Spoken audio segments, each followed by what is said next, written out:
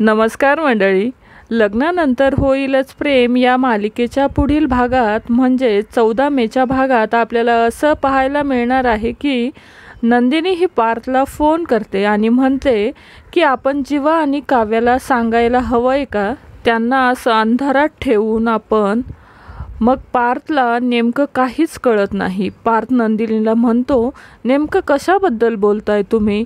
तर नंदिनी म्हणते की आजच्या सेलिब्रेशनबद्दल बोलते.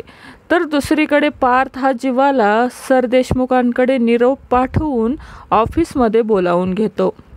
तो जीवाशी बोलू लागतो. तो जीवाला म्हणतो की तू आणि काव्या असं म्हणताच जीवाला काहीच सुचत नाही आणि त्याला काहीच कळत नाही. तो जीवा खूपच अस्वस्थ होतो. त्यावर जीवा म्हणतो की मी आणि काव्या काय? पार्थ म्हणतो की तुझं आणि काव्याचं काय चाललंय? आता नेमकं पार्थ जीवाशी काव्याबद्दल काय बोलणार हे आपल्याला येणाऱ्या भागांमध्ये पाहायला मिळणार आहे. तर मंडळी, तुम्हाला हा प्रोमो कसा वाटला ते नक्की कमेंटमध्ये सांगा. मालिका विश्वातील अशाच नवनवीन अपडेट जाणून घेण्यासाठी आपल्या चॅनलला नक्की सबस्क्राईब करा. धन्यवाद.